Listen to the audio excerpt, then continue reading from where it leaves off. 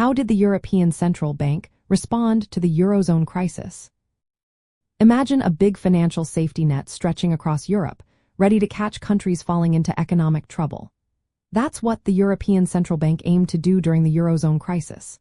Starting in 2009, the crisis shook the euro area, especially in countries like Greece, Ireland, Portugal, Spain, and Italy.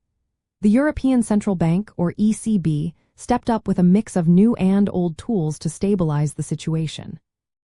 First, the ECB made sure banks had enough cash and assets that could be quickly turned into money. They provided extra funds through what they called enhanced credit support, making it easier for banks to borrow. This helped prevent banks from running out of money and collapsing. As the crisis worsened, the ECB introduced long-term refinancing operations, or LTROs. These allowed banks to borrow money from the ECB for up to 3 years at very low interest rates.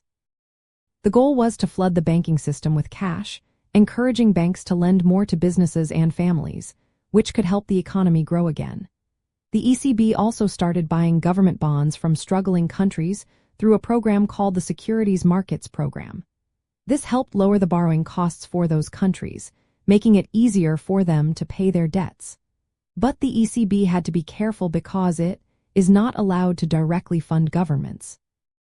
So they bought bonds on the secondary market, which is a way to buy existing bonds rather than new ones. In 2012, the ECB announced a new plan called outright monetary transactions. While they never actually used it, just announcing it made markets calmer.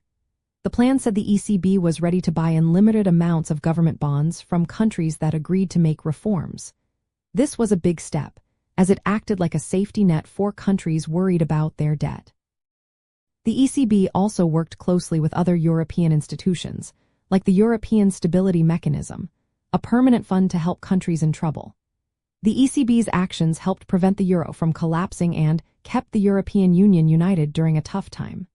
However, some critics said the ECB was too slow to act and worried about the risks of encouraging countries to relying on central bank support instead of fixing their own problems. Overall, the ECB's response during the Eurozone crisis was a turning point.